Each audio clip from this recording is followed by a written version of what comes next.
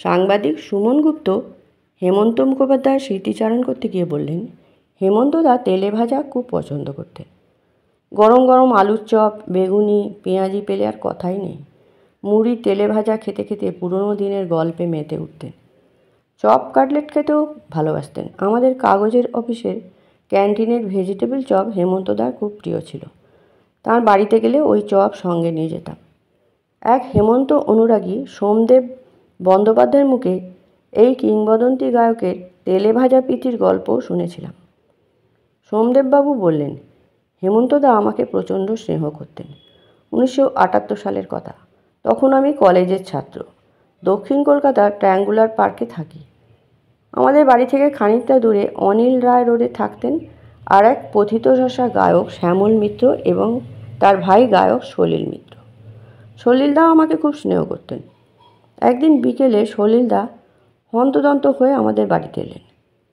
চিন্তান্বিত মুখে বললেন, খানিকক্ষণ আগে বেলা বৌদি আমাকে টেলিফোন করেছিলেন। হেমন্তদাকে নাকি খুঁজে পাওয়া যাচ্ছে না। খুব চিন্তা করছেন, গাড়ি নিয়েও বেরোননি, তাও প্রায় ঘণ্টাখানেক হয়ে গেল। হেমন্তদা কোথায় গেলেন?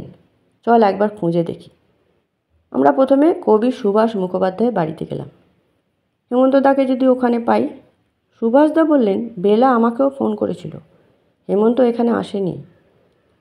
আমরা একরকম হতাশ হয়ে হাঁটতে হাঁটতে মেনকা সিনেমার উল্টো দিকে হেমন্তদার ফ্ল্যাটে এলাম। বেলা বৌদি বললেন, দেখো তো কাণ্ড, সেই যে বেরিয়েছে এখনও ফেরেনি। চিন্তা হয় না বলো, কোথায় গেল কে জানে। হেমন্তদার ফ্ল্যাট থেকে নেমে আমরা খুঁজতে বেরোলাম। হঠাৎ দেখলাম একটা রিকশায় চড়ে হেমন্তদা আসছেন। হাসি হাসি মুখ। লক্ষ্য করলাম তার শার্টের দু পকেটই তৈলাক্ত। হেমন্তদা রিকশা ভাড়া মিটিয়ে ওপরে চলে গেলেন। আমরাও একটু পরে হেমন্তদার ফ্ল্যাটে গিয়ে দেখলাম বেলা বৌদি ও শার্টের পকেট থেকে কিছু একটা বের করার প্রাণপণ চেষ্টা করছেন, আর হেমন্তদা কিছু না বলে শার্টের পকেট দুটো চেপে ধরছেন শক্ত করে। অবশেষে হেমন্তদা নিজেই 2 ঠাঙা তেলে ভাজা তার পকেট থেকে বের করে টেবিলের ওপর রেখে হাসি মুখ করে রইলেন। বেলা বৌদি বললেন, এই তাহলে তোমার হঠাৎ নিরুদ্দেশের আসল কারণ, বলো। হেমন্তদা কোনো উত্তর না দিয়ে একটা ঠোঙা এগিয়ে দিলেন তার স্ত্রীর দিকে। তারপর অন্য ঠোঙা থেকে একটা বেগুনি বের করে খেতে খেতে আমাদের দিকে তাকিয়ে বললেন, বেগুনিটা তোফা বানিয়েছে হে, তোমরা শুধু শুধু চেয়ে চেয়ে দেখবে, এই নাও চেকে দেখো একটু।